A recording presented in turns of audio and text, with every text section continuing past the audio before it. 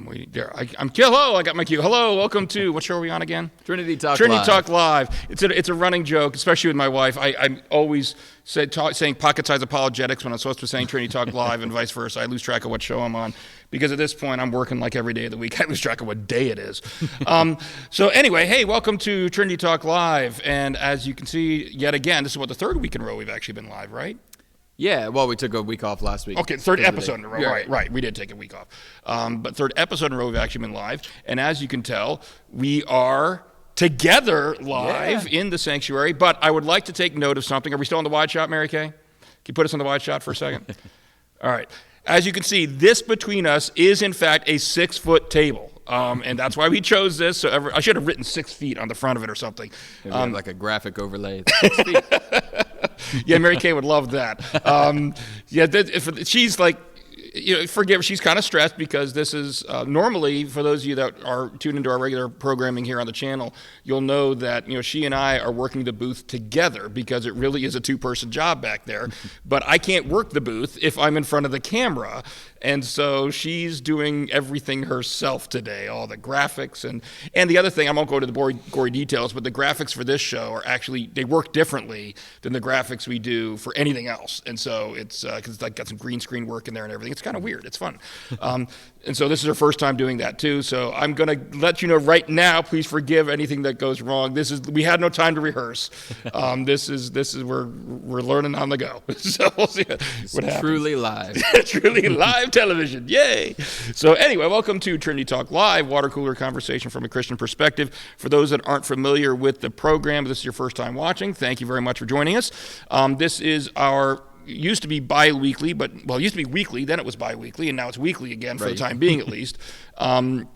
Talk show about about topics, about everybody's talking about whatever people are talking about around the water cooler, or not right now because nobody's going to work, but whatever people are talking about in the community around at large. Around the Zoom chat. But from a Christian perspective, lots of times, there's lots of television programming out there, obviously, that talks about all sorts of things going on in the world, but you're not getting a Christian perspective on it. So we tried to bring a Christian perspective on a lot of that. And also a lot of the stories we'll talk about specifically concern Christians or Christianity, things like that, which you might not see reported on at all in the media. So it's not a news program. I don't want to say that. It's not. We could be talking about, one time we talked about Sonic the Hedgehog because I went out and saw my kids. So we just talk about whatever. But obviously with the COVID-19 and everything kind of dominating everybody's lives right now, a lot of what we end up talking about has to do with that. So anyway, so I do want to say at the beginning that this is live. It wasn't always been live, even though it was called Trinity Talk Live, but now it is live, and we're happy that it's live. And as a result of it being live, you can chat. You can comment in the live chat. Ask us questions, let us know your thoughts, tell us we're fools about whatever we believe, and we may get some of that today. Let me see. I'll probably say some things that some people won't agree with, so we'll find out. Mary Kay is there monitoring the live chat, and she has her own microphone. And so as she has throughout the history of this program, not the whole history, but the immediate past, she can chime in with a disembodied voice and let us know what people are saying and any questions. Hi, everybody. Hi, Mary Kay. And so she will certainly let us know any comments or any questions you all have, and we can answer them right here live on the air. The one last caveat I will give about that is that even though we all have microphones in front of our faces so you can hear us all loud and clear, to us, Mary Kay is probably a good, at least, 20 feet away from us, and we're sitting in the sanctuary, which is an echo chamber, and I'm deaf. So forgive me if sometimes if she does chime in and I have to ask her to repeat herself because she's not going to be as loud to me as she is to you. Oh, you're leaning in. I thought you were going to say something, and then you had no smart remark. Okay. So without further ado, why don't we get into our stories today? If time permitting, we have 4 stories we want to go over. And the first one comes from the great state of California. Now, I do want to preface this by making sure people understand that I'm not criticizing the entire state. As a matter of fact, this isn't the entire state. This is a story that came out of one particular county. It's Mendocino County in California, a coastal county with a population of about 86,000 people. As you all know, we're dealing with a number of restrictions here in the era of the coronavirus. Obviously, this is one of them. You can see Ben and I 6 feet apart. And our worship services are all live streamed because you're not allowed to have gatherings of more than 10 people. For those counting, we have 3 right now, so we're good. But a lot of localities, states have different restrictions based on what state you're in, and sometimes even localities have different restrictions based on what county or city you're in. Well, Mendocino County decided that it wanted to add some additional restrictions above and beyond what was imposed by the entire state of California. And so on Good Friday, just 2 days before Easter Sunday, they issued an order in that county that banned any churches in the county from singing while they were recording their online worship services, unless the individual sang from home. In other words, like here in Maryland, for example, I'm not sure what the limit is in California, but in Maryland, we're allowed to have gatherings of up to 10 people. And so we do what we can to put on the best worship services we can with only up to 10 people present in the sanctuary at a time. And like Ben, if you saw this last weekend service, Ben, what did you do this weekend? You did the prayers? The prayers. Church, but he was at home. And so we remoted him in through a Zoom meeting in order to get everybody that we need involved. Same thing or something similar, at least in California. But what they said is, hey, if you're doing your worship service like that, whoever is live there in the sanctuary can't sing, not allowed to sing. The specific requirement said there was no singing or use of wind instruments, harmonicas, or other instruments that could spread COVID-19 through projected droplets. None of them shall be permitted unless the recording of the event is done at one's residence. And so the idea being, I guess, that somehow singing has a greater risk of projecting droplets out than talking does. And so this is even if you're maintaining your social distance and all of that. And so the question that's arisen, needs to say a lot of church leadership and churches and denominations have spoken up against this, saying that, hey, this is taking matters too far. I mean, where do we draw the line? We're starting to get a little bit ridiculous with these restrictions. And so I have my thoughts, not just on this particular order, but maybe on a more broad general basis before I go and get everybody out there in the internet world mad at me. Let's see if Ben can succeed in getting people mad at him or if everybody's going to love you. Go for it, Ben. What are your thoughts on this one? Well, I was reading a few of the comments attached to this story, and I always try to take a step back and be objective about things, and so I can maybe kind of see both points. I guess the reason that authorities chose to ban wind instruments specifically is because they have that higher, I guess, I'm no scientist by any means, the greater possibility of projecting droplets that could then contaminate the airspace, even if you're practicing safe social distancing. My first question would be, also, and I didn't have a chance to look into this, what exactly California, specifically Mendocino County's restrictions are. Well, I guess it would be the whole state of California because it's statewide. The governors have authority over that. What exactly their restrictions are? Are they under the same 10-person restriction, or is it even more limited than that? And I guess where I'm not agreeing, or I guess not seeing it, is that even if, so you've got 10, let's just assume for the sake of argument that there's 10 people, same as Maryland. So you've got 10 people and they're practicing safe social distancing. I could maybe see the case for wind instruments. I don't know that I see the case for singing. Right. Because, some people sing quieter, louder. If you yell, that's, not really anything that's different. I don't see anything that would, I don't see that projecting any more than singing. And also at the same time, people had said, this is a violation, they're overstepping the church. Somebody had posted in the comments of this article constitutionally where it says the government shall make no, what's the exact wording, but have no restrictions thereof of church gatherings, right? So this is kind of an order, basically a law. It's what's the word I want? They're able to enforce it. It's enforceable. So in all intents and purposes, it's the same as a law. It's the free exercise clause you're thinking about. Yes, they cannot restrict the free exercise of Thank religion. you. Right. Restricting the free exercise of religion. And somebody made the argument that if only you had a lawyer 6 feet apart from me. I know. I'm just saying. That's what I was going to toss it back over to you. So that leads into my question then, because somebody had said, that violates the restriction of free exercise of religion, and another person said, well, it would violate that if it were specific to Christian gatherings, but they said it applies to all playhouses, all like theater, like all kind of playing of wind instruments and all that. So does it really infringe on our free exercise of religion? Well, here's the thing. I mean, there's the answer to that is maybe.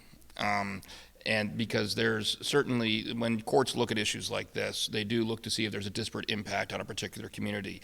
In other words, you can put a law in place that you're saying, oh, it's just worded very generally, it applies to everyone.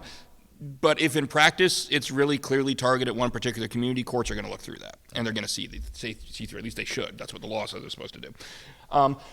Whether or not how a court would decide on this particular issue, I don't know. But given the fact that it was enacted on Good Friday, I think it's one factor that a court would take into account, that this clearly was targeted at the Christian community for their worship services. And so I think there's a good argument to be made that it is violating that. But the thing is, and here's where I come from for this restriction and some others, I'll be honest, and I'll give you a few examples. I've been a lawyer since 1998. And now the only practice I do is here in-house for the church and the school. I'm not in private practice anymore. Retired from that back in January. Very happy about that.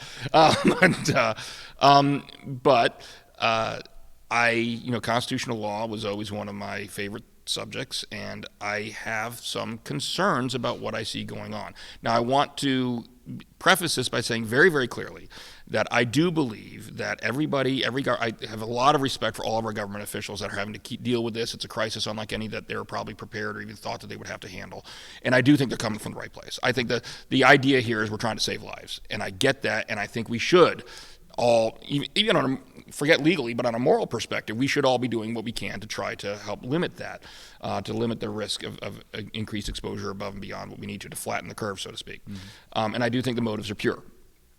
However, some of what has happened has given me some concern that we're not taking enough care to try to make sure that we're only restricting what we need to. We are supposed to live in a free country. We do have these constitutional protections, and I get that sometimes you're going to limit them in states of emergency, whatever, things like that. But as long as you only limit them to the extent you have to. This is one, obviously, that I think is a very clear example of trying to restrict it beyond what you have to. I mean, the singing thing, I agree with you. I'll maybe let you slide on the wind instruments thing, even though most wind instruments, if you're talking winds, like woodwinds, they're, other than the flute, they're all pointing down to the ground anyway. Right. But sorry, I'm a band guy too. Harmonica, one of them. Harmonica? Yeah, that was mentioned. Why don't we ban the kazoo while we're at it? Please, for all parents' sake, please ban the kazoo. Anyway, but here's my concern. I'll give you a couple examples. Is there have been some even just generally applicable restrictions that I think are coming from a good heart, but they're not well thought through. And one is, I'll give you an example why I say this. It's the stay-at-home order. And it's not that I don't think we should be staying at home. And by and large, we should. But let me give you an example of something that happened a couple weeks ago in Pennsylvania. There was a lady who she'd been in her home for several weeks. She was getting stir crazy, and she decided, you know what? I'm just going to go out for a ride. I'm not going to get out of my car. My windows are all going to be up. I just want to go out for a ride to see the outside so I can get out of the house for a little bit. Literally, she posed at that point no risk of infection to anyone. Okay, she was by herself in the car, all windows rolled up, never went anywhere. Unfortunately for her, she had a busted taillight, and so she got pulled over for the busted taillight. And then when the officer asked her where she was going, because in Pennsylvania they have one of these stay-at-home orders, and she was honest, and she said, "Look, I just had to get out. I'm not really going anywhere. I have no intention of getting out of my car. I was just going for a ride." At which point she was given a $200 ticket for violating the stay-at-home order. That's an example of something that that's a freedom that I don't think needed to be restricted. Right. I get it if you're talking about going out in public and interacting, face-to-face with people in circumstances. In other words, getting out of your car. All right, maybe we need to try to have some restrictions on that, and that would be reasonable. But I don't see why people shouldn't be, and put in the comments, tell me why I'm wrong, please, feel free. But I don't see why people should be ordered to stay at home. If you want to get out in your car periodically and stay in your are not come in contact with anybody, then that's fine. And the reason, part of that illustrates why I think that's fine, is you look at a lot of these states, are allowing church services like drive-in church services. Well, why is that? They say you have your windows up and all of that. Well, then you're not infecting anybody. There's car doors between you and the next person. So that's one issue that I've had where I think that maybe some of the restrictions that we're imposing are impacting our freedoms more than what is necessary. Another one is the 10-person gathering rule. And it's not that I disagree with the limiting the size of gatherings and prohibiting large gatherings. I agree with it. I don't think we should be doing that. And I take issue, and we talked about this, I think, either 2 episodes ago or 3, I can't remember how many episodes ago. I disagree with churches that are continuing to meet. Right. You should not. That's morally irresponsible. We do have a duty to be loving to our neighbors, and that's not a loving thing to do. I'm sorry. Right. And I do feel very strongly about that. Now, the question is, where do you get the number 10 from? And the way the rule is phrased right now, you can have a small home church that's all meeting in somebody's living room, allowed to have 10 people there as long as they can all stay 6 feet apart. And that church is treated the same as Joel Osteen's, I don't know if I want to call it a church. I'm sorry. I got my opinions on Joel Osteen. Joel Osteen's church in what's Houston he's in, right? Are you really telling me that both of those, that it's just as reasonable for Joel Osteen to have, he can only have 10 people, and that's the same, they're on the same par with that home church. It's all in a smaller facility.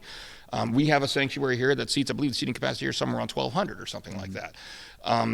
We could put, 20 people in here and have far more distance between them than a lot of smaller churches could with 10. And so I agree with the principle. I understand where it's coming from, but I worry as an attorney, when I see people so willing to just ignore our freedoms because they're just not being thought through in some ways.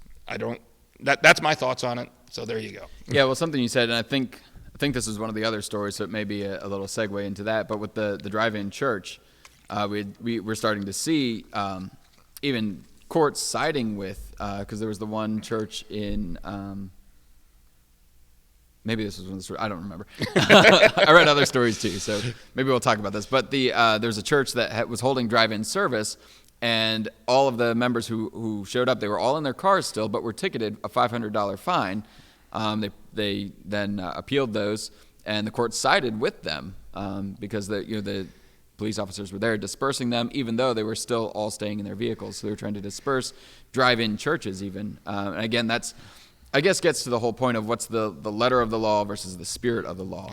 And, constitutionally speaking, yeah, I think some of these law enforcers, even though they may have good intentions, may be overstepping their bounds to abide by the letter of the law, the 10-person rule, for example, since you brought it up, versus the spirit behind it, keeping people safe. If everyone's in their vehicles, and just like the woman you said, I think that's a good example. The woman in Pennsylvania who went out for a drive was not endangering anybody, and yet here's this.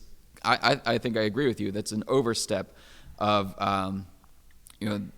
this stay-at-home order that she was in violation of. Technically, I guess, yeah, but then she was not endangering anybody. So I agree with you on a lot of that, and so it kind of raises the question of, so what can we do when we feel like our liberties are being taken advantage of, I guess, or even just thrown to the wayside when in favor of security. I've seen protests. People have been doing protests. Right. Or drive-in protests, and they go. But that's a good point, though, and here's where I'm going to get everybody that's agreed with everything I've said so far to get mad at me and disagree with me. I do think we need to protest, but I think even when you're doing that, you need to think and do it responsibly and morally. There's a difference between doing a drive-through protest where you're all in your cars and you're being safe like that, and doing a marching protest where you're defying social distancing and everything. Which both have happened. Both have happened. Yeah. That's my point. And I do not agree, and I will speak out vehemently against people that are gathering in large gatherings and not socially distancing and exposing more risk. No, we have a moral responsibility not to do that. But we also have a moral responsibility to speak out against these and make sure that the government doesn't overstep their bounds.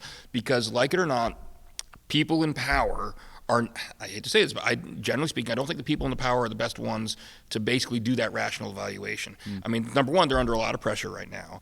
And so they're thinking about, how do I stop this? And they're trying to stop this. And again, I think their motives are pure. But sometimes, what's the phrase from Jurassic Park? Sometimes we think so much about whether or not we could, we don't really think whether we should. Right. And just because you can do something doesn't mean there's not other considerations you should be taking into account whether you should do it, and maybe we need to think of a less restrictive means. And getting to your point about some of the courts siding with these people, understand that when you do have constitutional liberties and constitutional protections, they're not absolute. I mean, lots of times they come into conflict with each other. You know, one person's freedom of speech with another person's freedom of religion, they come into conflict. You have to resolve it, and there's all sorts of rules about how you resolve those conflicts. But even when a government does do something to the detriment of someone's freedom, constitutional freedoms, there are various different tests, and I won't go into them all right now, about whether or not who's going to win, whether the constitutional protection is going to win over the government restriction, or whether the government restriction is a reasonable one that's going to be permitted. But in all of those situations, again, the degree of the test varies, but all of them they share one thing in common, is that to some extent the government restriction has to be related to the goal they're seeking to achieve. And again, what the burden of proof is to meet that varies depending on the restriction of the circumstance, but that general rule is still there. And so that's where you get into these situations where you got the lady in Pennsylvania or the people that were meeting in the car worship service. Are you really achieving your governmental purpose? At that point, the restriction has no connection to what the purpose was behind it. And so that's where I think you've got a problem. So yeah, and I think one of the quotes, and forgive me if I'm butchering this, but it's either Ben Franklin or Liz Gordon has come online, and she says, I'm not exactly sure what comment she was referring we've to. been going fast and furious. Yes, you have. It was been hard for me to interrupt, especially since people are able to protest in cars or have birthday parties. Why can a church not have it? I assume have church in cars. And that's the point that I was making, Liz, exactly, is that you need to, and now there is a legitimate concern that needs to be addressed, but we need to ask if the restrictions we're imposing are actually addressing that concern or not. And when they get to the point where they're no longer addressing the concern, and now we're just restricting people with really no reason, that's where I think the people need to peacefully and safely speak out. Right. So. Yeah, and that was a quote that I was going to share with, it was either Ben Franklin or Thomas Jefferson. Forgive me, I can look this up later. Some historical person. Some old guy. said, those who would trade freedom for security deserve neither, essentially, is the spirit. Oh, yeah, I have no idea. Right, but when we willingly, for the sake of security, give up our freedoms, and yes, in cases of emergency, that has to happen to some degree, the conflict arises when we allow then an overstepping, and we choose to take a blind eye to the overstepping, where then we see this degradation of those liberties. It makes it easier and easier, sets a precedent for those overstepping to occur in the future. Those who haven't learned from history are doomed to repeat it. And for those people that think that the governments don't use situations like this to grasp more power than they should have, I just say look at history. I mean, there's plenty of examples of that, which we won't go into now because we've got 3 more stories to do. So, all right, so the next one is also related, and it's a sad one. It's related to COVID-19, but I do think it's one that, especially in the Christian community, we need to talk about, we need to address, because a lot of people outside the Christian community are talking about this and using it to land-based Christians, and with a very broad brush. For those of you that haven't heard, there was a pastor by the name of Gerald O. Glenn. He was the founder and pastor of New Deliverance Evangelistic Church in Richmond, Virginia.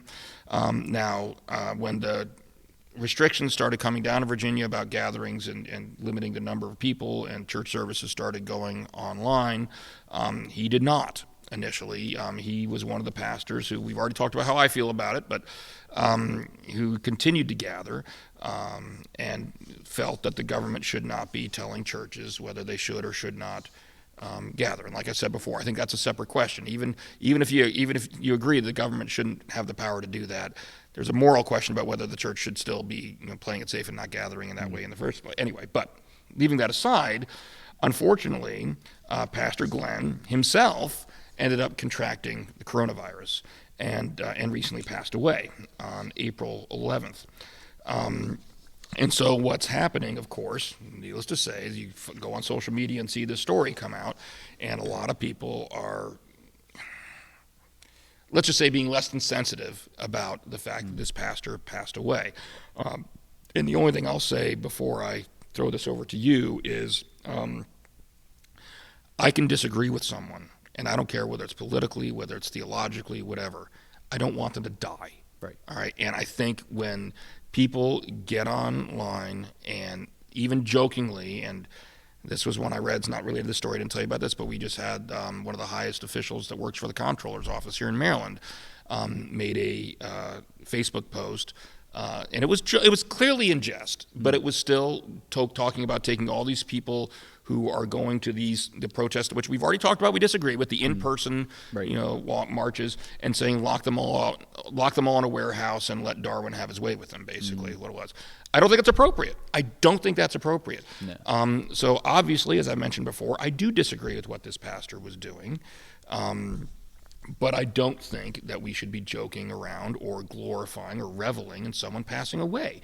So anyway, that's my 2 cents. What's your 5? I agree, obviously, and I am on the same page. I think, obviously, we're doing the same thing here. We are social distancing, and so I agree that it is morally responsible to practice that. And so this pastor was clearly not abiding by those recommendations. And also, biblically speaking, again, this is a disagreement. Maybe he saw otherwise, but not abiding by Scripture's charge to submit to authorities where it is not infringing upon the greater responsibility to follow God. And maybe that's where the disagreement might come in. Where's that line drawn? Right. That's a discussion worth having. I just, how I come down on it, but yeah. Right, exactly. So we're in a case that there are other options. We're seeing actually exploding online where people are actively seeking out churches that are holding online services. There is an alternative where the gospel can still be proclaimed, and I think it's responsible for us to, at this time, forego meeting in large group gatherings, and seeking those other means. Now, churches that don't have those means, I'm not sure that I have a good solution for them. But this goes back to what we were talking about a couple of episodes ago, though, is I understand and I sympathize when you talk about those churches that don't have those means. At the same time, are we one body of Christ or aren't we? And that concern, while I do sympathize with it, and I get it, I'm going to be subject to criticism myself here because we are obviously one of the churches that is blessed. And I get that, and I'm willing to concede that my opinions on this may be influenced by the perspective where I'm coming from, okay?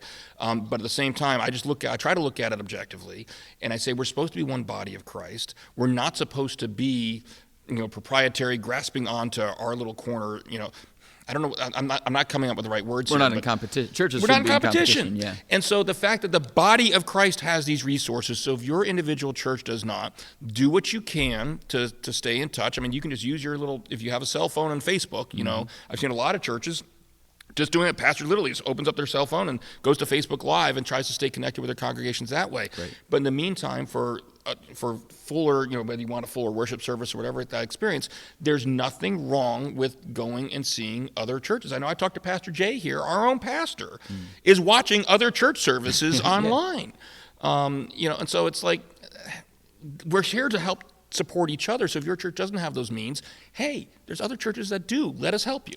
Right, and we're actually blessed culturally that we have these technologies, whereas, first century, the early church, that's all it was home churches that met together. They met together in each other's homes, broke bread together, devoted themselves to the apostles' teachings. So we may not be able to break bread together. We can still meet virtually in our homes together, even for churches that don't have that capability to broadcast from a sanctuary. They can still meet together on the means that 99, I would say, % of Americans have access to. Maybe if you disagree, I guess tell us in the comments.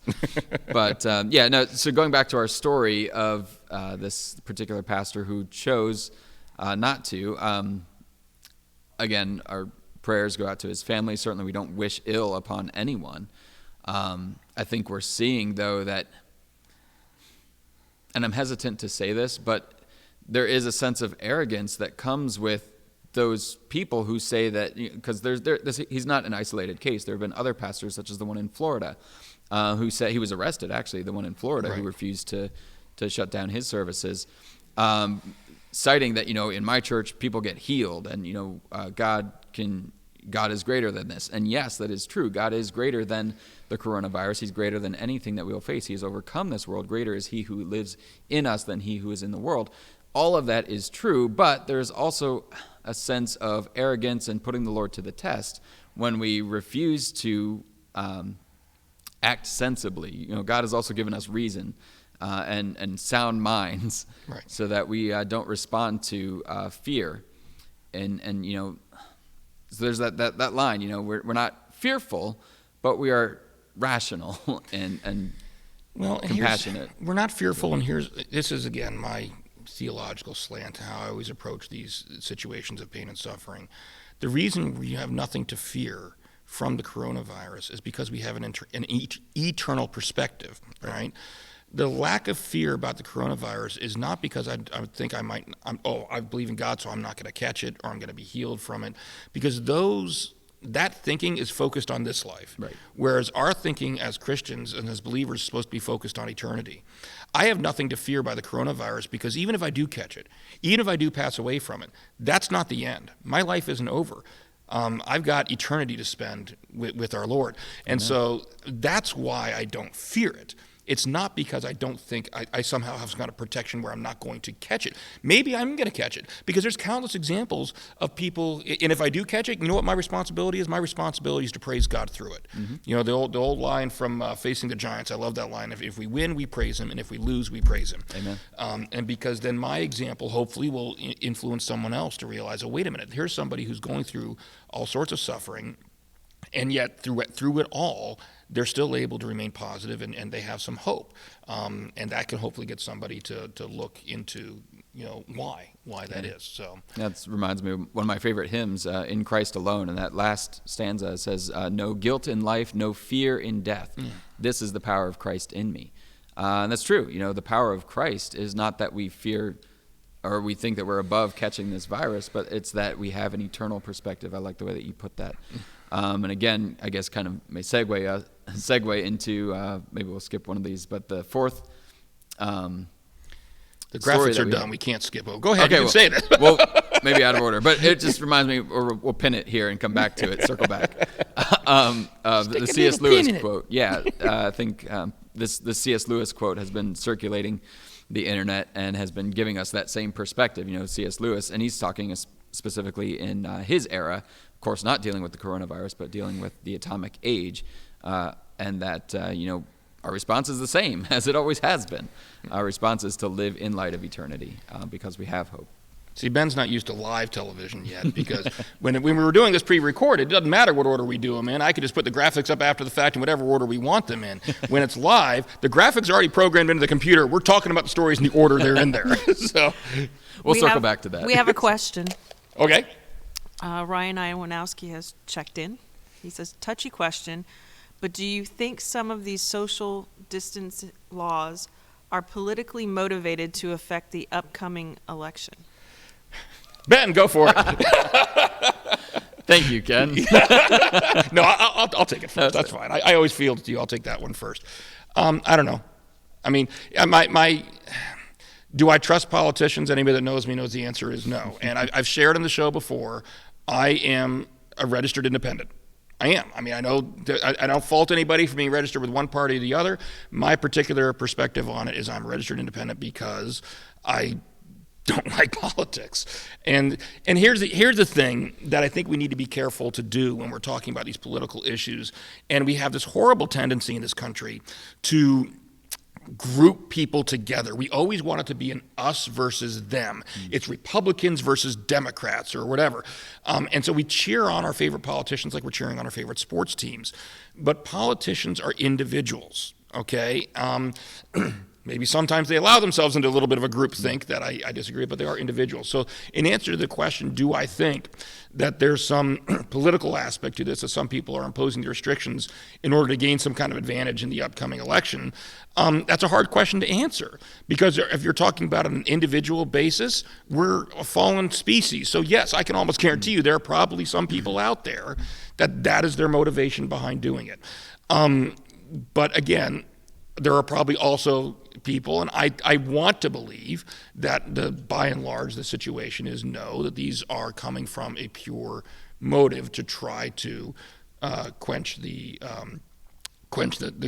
spread of the disease.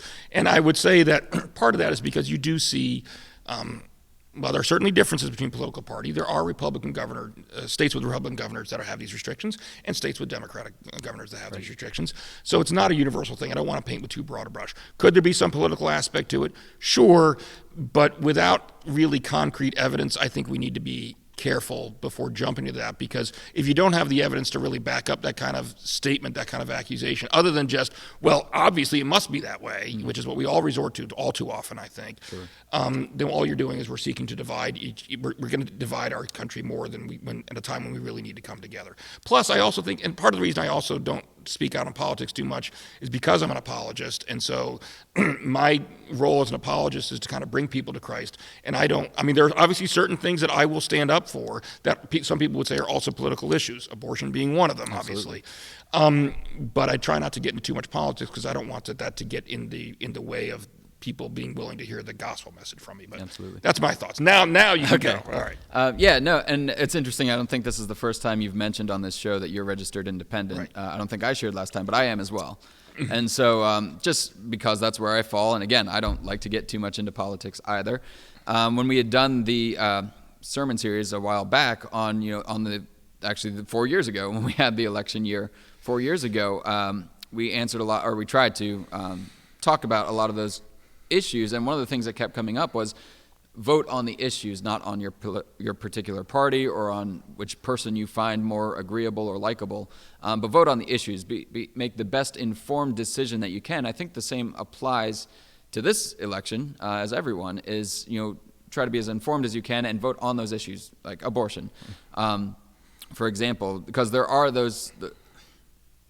That's what we should be hoping to change in our society. If we want the change to occur, then we have to look at the issues that are going to change this.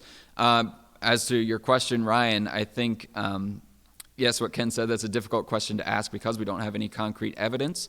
So I don't know if the social distancing laws are intended to impact the election, although I think there's no doubt that they will.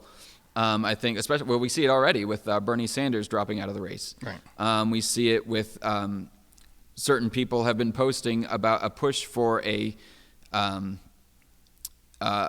send-in ballot versus an actual in-person ballot, and then there's concerns about whether or not that's easier to tamper with. So we can speculate all we want about the tampering, whether that is going to occur or not. I think the most responsible thing for us as citizens, as responsible citizens, to do is to inform ourselves and try to be informed with the most credible sources that we can, and also inform ourselves on the issues, but also inform ourselves biblically. We should always, as Christians, be biblically informed and let that guide our decisions and our voting. And we trust God to raise up those leaders. I am going to give one example that I just thought of, Ryan, that you talk about, whether or not, I don't like to jump to conclusions about things being politically motivated unless you have the evidence. And I'll say, and I was talking to my wife about this, and I'll share this now, that there's one incident on a local level that happened recently that I was speaking to my wife, and a lot of Havre de Grace residents will probably disagree with me and hate me on this one, but that I have an issue with, because I do think it was somebody politicizing this pandemic. And that was our mayor of Havre de Grace. We have those of you that aren't familiar, the small town Havre de Grace that Mary Kay and I live in has one of two hospitals here in the county, run by Upper Chesapeake Health. And Upper Chesapeake, it was going on for many years, where the hospital is very old in Havre de Grace, and they were trying to open up a new facility, but they didn't want it to be a full-fledged hospital. It was going to have an emergency room, it was going to have some psychiatric care, but it wasn't going to have necessarily all the services that the current hospital does. Instead, they were going to expand the services at the other county hospital, the bigger one in Bel Air. And a lot of Havre de Grace residents were like, well, that's too far, especially for people in the neighboring county and all that.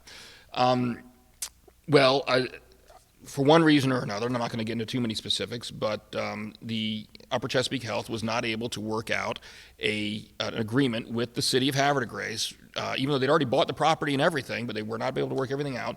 And so they ended up picking another site in neighboring city of Aberdeen, and that's where they're going to be building. Well, over the past, I believe it was last week, the Upper Chesapeake's move needed final approval from the state, basically.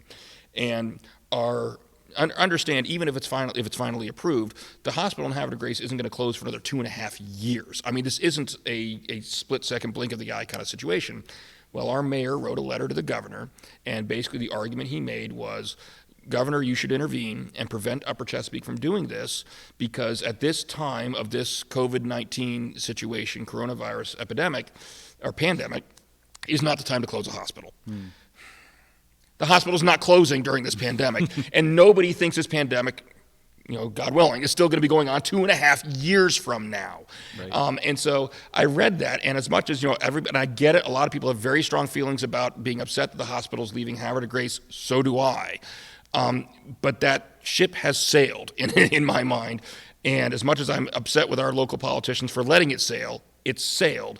And for our mayor to write a letter to the governor using this pandemic in a way that was just not reasonable, to try to get those political points. It wasn't influencing the election, but it was trying to influence this political issue. I did take an issue with that. So sure. I'll throw that out there for whatever it's worth. And I can do that safely because local elections in Havre de Grace are not party-based. In other words, I don't know whether our mayor's a Republican or a Democrat, because you don't have to say that in Havre de Grace to run for office. So there you go. Right. But that's an example of how I think it can be used sometimes for political gain, and I disagree with that. Ryan says thank you for answering his question. Good answer. And he also wants to let you know he's a registered independent. Yay. And let me, while we're here publicly and Ryan's watching, I'm going to give a public on-air shout-out to Ryan Awanowski.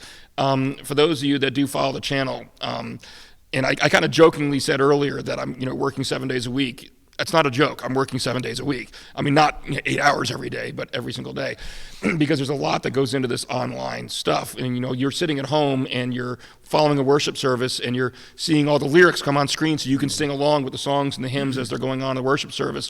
Understand, that's not me, that's Ryan.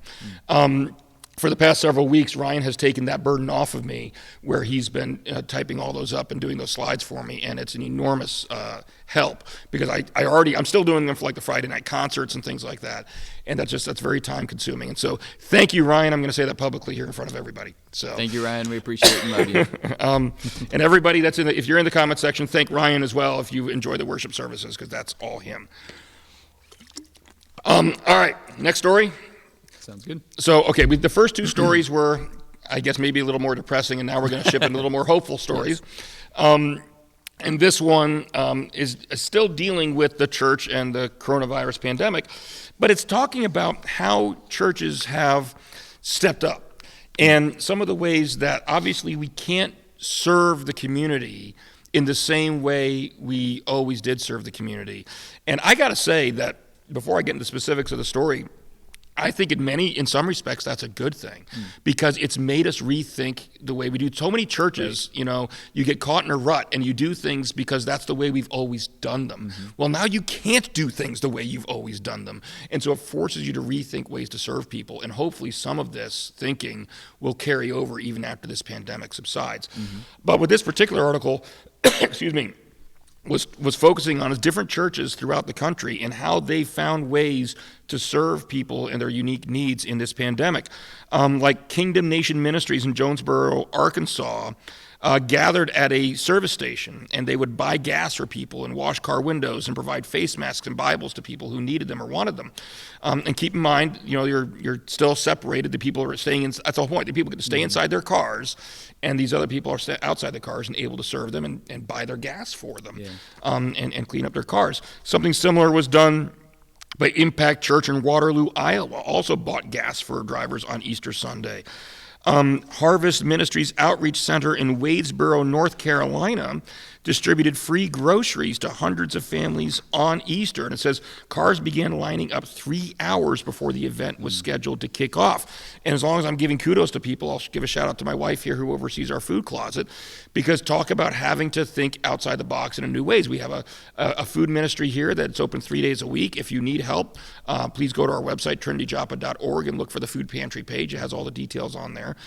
We are still open, but we couldn't stay open the way we were, because people used to come into the lobby and interact with someone behind a desk, and you can't do any of that. And so she's adapted this into, not just she's got some great volunteers too, and I want to give all them shout out. Heidi, if you happen to be watching, shout out to Heidi.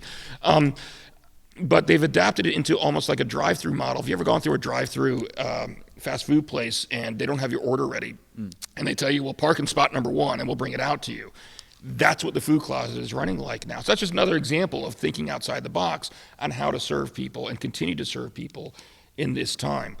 Anyway, so I won't go through all of them, but I think that it's a very hopeful story that the church is not just withdrawing. As much as people are upset about not being able to gather for worship, the church is not withdrawing. The church is getting out there in the community, at least in these instances, and serving like we're supposed to serve. So I found it to be very hopeful. What about you? I did as well, and I think this is another. I like what they said, that giving is a form of worship. That too many times we tend to think of worship strictly as gathering in a sanctuary, playing wind instruments, and spreading around germs to each other. If you weren't watching the beginning of the episode, go back and watch the beginning of the episode. Yeah, but this is another form of worship that we can do. We can all participate in, because worship is just your heart, your attitude toward God. It's a. Pastor Jay just mentioned it in his proclamation yesterday. It's a todah. It's our thanksgiving, our praise.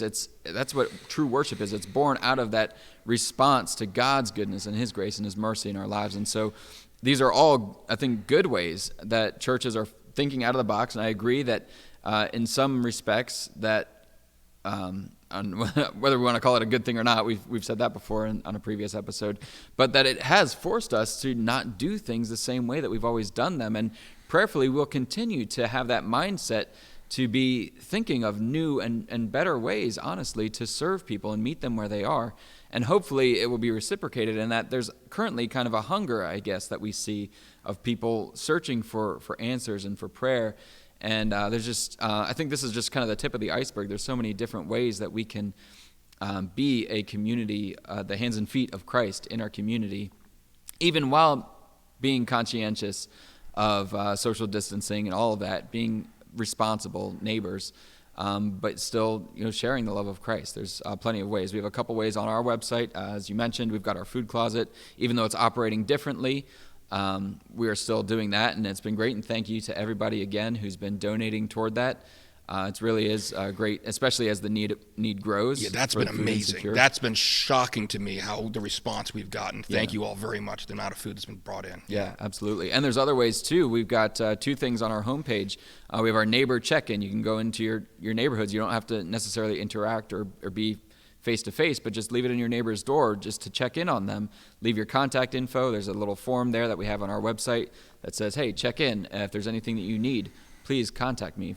Don't hesitate. That's, again, just putting yourself out there, but showing that you are willing and that you are willing to give. And another way is that we just put up recently was the masks. With the recent order that masks are required at grocery stores and public transit and all of that.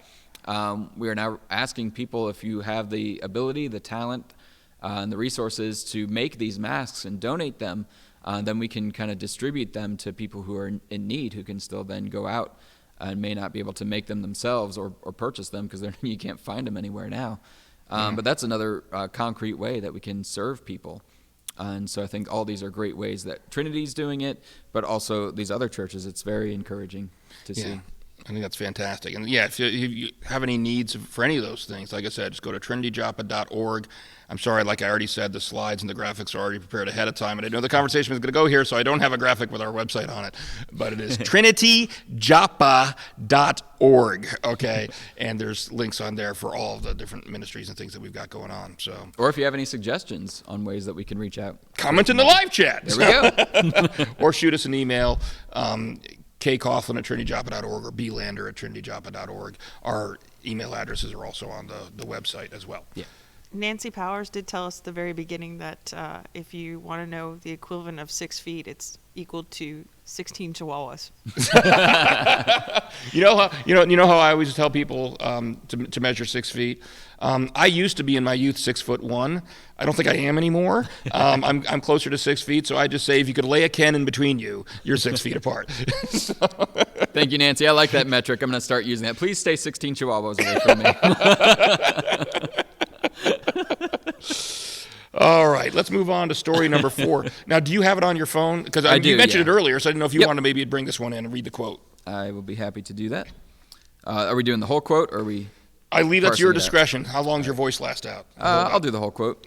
So, as we said earlier, take this pin out. We're going to come back to the C.S. Lewis quote that we were talking about. That it's been circulating the internet. This quote from C.S. Lewis that's talking about in his day they were facing, with the introduction of the atomic bomb. People were living in fear of that and what that meant, and the repercussions of what living in an atomic age would mean. And so he was responding to that, but I think the principles in this are very applicable to us today as well. So that's kind of why it's been circulating. But he goes on to, he says, let's see. It's on an essay that he wrote. He said, on living in an atomic age. He said, how are we to live in an atomic age?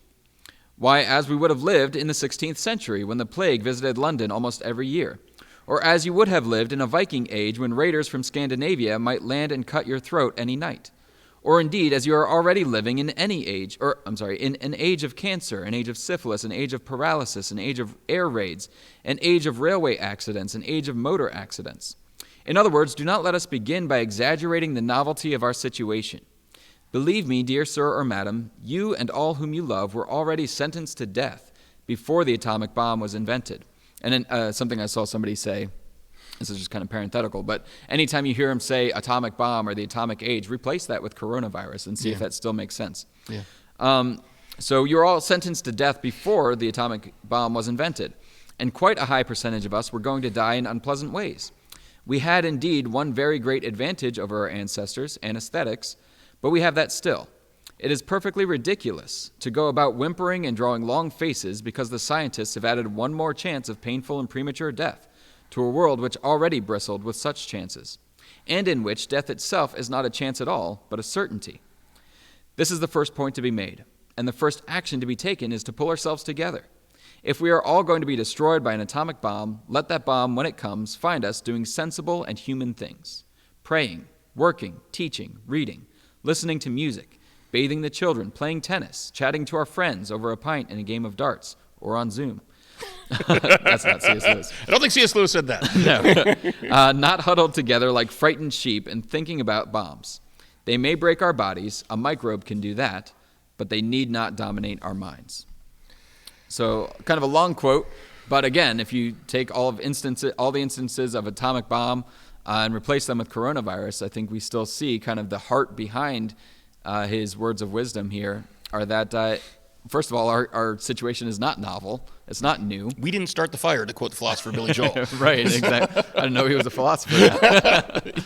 But I think they're very applicable. What are your thoughts? Yeah, no, and I find that, well, first of all, I'm a huge C.S. Lewis fan to begin with, but I've got like everything he's ever written on my bookshelf at home.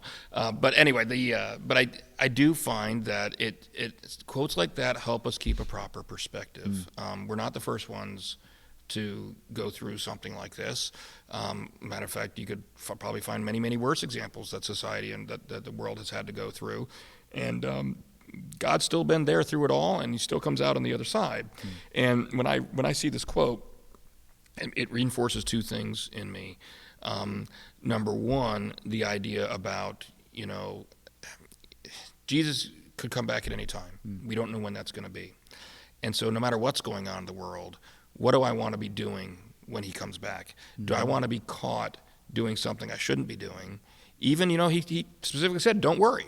So do I want to be caught in a situation where I'm in all full-fledged panic mode and then have Christ return on the clouds and that's what I'm doing at the time he returns? Right. It's like, no, I don't want to be in that situation.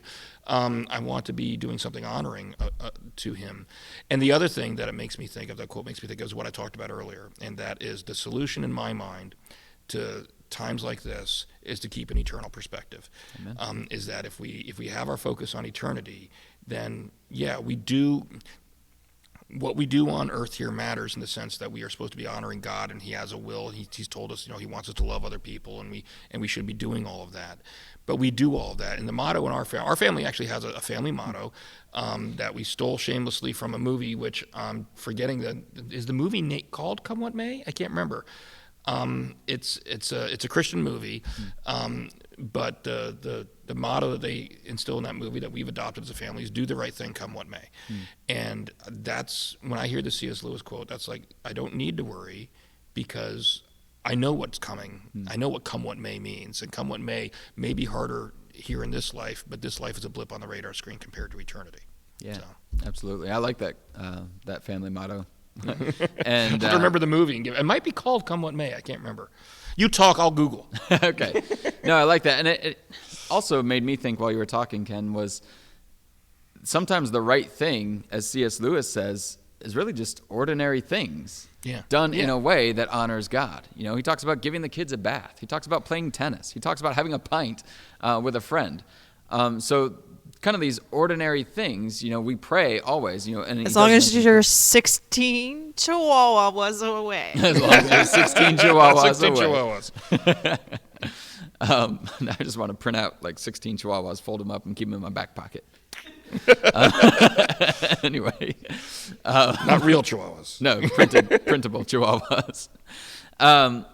But yeah, sometimes I had a professor once say, you know, sometimes the most God-honoring thing you can do is to eat a good meal and to get a good night's sleep. You know, we're not governed by fear. The Lord has not given us a spirit of fear, but a spirit of or of timidity. Has given us a spirit of power and of love and of a sound mind. And I think that's what it conveys. When we have a sound mind, when we can remain rational and calm, come what may, then what that conveys to the world is a sense of peace. You know, when we are at peace with God, when we are at peace with ourselves, then we can live despite what's going on around us. We have that joy because our foundation is unshakable, because we know how this story ends, and we can trust in the God who will see us through to the end of it. Yeah. And the movie is called Come What May, but here's the confusion. It's not the only movie called Come What May. This one's from 2009. It's a Christian film. So recommend that. And that's where I shameless plug, or giving credit where credit is due. I didn't come up with that slogan. So, all right. Any other comments or questions, or are we good to go? Actually, Liz asked me what the food closet challenge was for this week. Well, go ahead. You tell people what the food. Well, first of all, why don't you tell people what the food closet challenge is, for those that don't know, and then what it's going to be this week. Well, I already typed in my answer to her, so it'll save me an email. Okay. Usually on Mondays, I give Liz our food closet challenge. It's sort of, people donate food, and we actually do purchase food from the Maryland Food Bank. And sometimes I can get certain things and sometimes I can't, so that we can have a wider variety of choice at the food closet. I challenge people to bring certain items in, and mostly it's sort of to make it, they're giving a little bit more directed, because they want to know what I need. And so I do that, and to be honest with you, people are always giving cereal and they're always giving pasta. So I very rarely do I ever ask for those, because those are already coming in.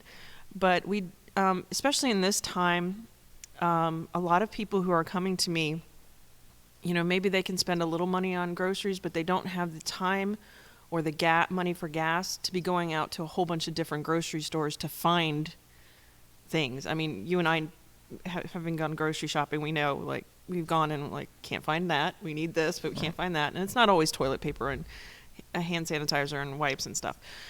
Well, it is always that, but sometimes it's other things sometimes, too. Yeah, sometimes it's other things. So sometimes people are looking for specific things, and we can't make everybody happy, but it's always nice to give it a try. So this week we're looking for canned meats. We're actually doing pretty well on tuna, so we're looking for other things, other types of canned meat. And canned vegetables. Again, we're doing all right, but it's nice to have a variety of those. Mixed vegetables are low. Yeah, People mixed see vegetables. Yeah. For something that you refuse to eat. But other people, not everybody has to have my taste buds, although everybody should like bacon. Okay. I also mentioned canned beans, because those are a good, nice source of protein for people if you can't find, meat. And then pet food. A lot of people are coming because they can't if they can't afford to feed themselves, they can't always afford to feed the animals that they've thought They're they 16 chihuahuas. They're 16 chihuahuas. Although we do have dog food. I asked for pet food a couple weeks ago, and people came out for the dogs, but unfortunately we have some cat owners who are looking for stuff, and I think I just asked them to throw an extra can of tuna in. Well, and people need to know that first of all, our school here is one of just a few approved emergency daycare facilities for essential personnel here in the county. And so the school entrance is available from, I think it's 6 a.m. to 5:30 p.m. Monday through Friday, I believe. 6:30 and 6:30 a.m. 6:30 a.m. to 5:30 And p.m. since they're only serving essential personnel, if all of the kids are picked up, they will leave. Right. So try to don't push it to 5:30. But if you have any donations, you can drop them off there at the school entrance, not the main church entrance, but the far end of the school entrance during those hours. They do have a rule now that went into effect this week that anybody entering the school building does need to be wearing a mask. So if you don't have one, that ties back into what Ben was saying before. We have a mask ministry. But they could put the food down outside the door, and someone else as can long come as get it somebody's as well, there in the lobby and just say, I'm bringing this. And yeah. So Liz, that's a way you can help out. Liz did say bacon. Bacon, yes, Liz, absolutely. All caps with exclamation points. I am very glad to report that so far we have not had trouble replenishing our refrigerator with bacon, although I do think we're low or out. We need to go shopping and get some more. So, all right. Well, I think that's good. This is one of the longest episodes. Did you write it on the list? What's that? I don't know if I wrote it on the list. I just did. It's on the internet. So we need bacon. You can't live without bacon. So anyway, hey, thank you all for watching. Thanks, Ben, for coming on. And this is kind of neat because even though we've done the last few episodes live, it was remote. It was through Zoom. Right. And so this is the first time, socially distanced, we've actually been able to do a live program in the same room together. Hey, Mary Kay, how'd it go on your end? I'm going to watch it later, so don't lie. I'm far from perfect. But it went okay. That's okay. We're Christians. We believe in forgiveness. So anyway. It's cool we've had the interaction too. So thank you to everyone who's interacted. Yeah. This. I mean, we've had some comments before, but this is clearly the most interaction we've had on one of these episodes. So we really appreciate everybody. The plan is, as long as this shutdown is going on, that we're going to keep doing this every week. Mondays at noon, and it will continue to be live. So tell your friends about it, share about it, and come back and join us again next week. And make sure you keep commenting in the live chat. Also, if you have any other topics in the news that come up during the next week that you want us to talk about or think about talking about next week, you can either, like I said, shoot us an email and let us know about it, or even once the show starts, next week, put it in the live chat, and we'll just fly by the seat of our pants. We do that on a regular basis around here. So, all right. So one more time, thank you to Ben. Thank you to Mary Kay. Thank you to Ryan Iwanowski for doing those slides for me again. And join us all. We got a lot of stuff on the channel. If you haven't subscribed, please do. If you got kids, 4 o'clock today is Kid Zone Live. 8 o'clock tonight is our first episode of Prayers of the People. Ryan McAllister is going to be hosting that tonight, where you'll actually be able to live chat in, text prayer requests, things like that. So make sure you tune in for that. That's going to be on Mondays and Thursdays. And who's hosting on Thursday? Me. That's you. That was a test. Tune in. So tune in then as well. All right. Thank you all again for watching. God bless.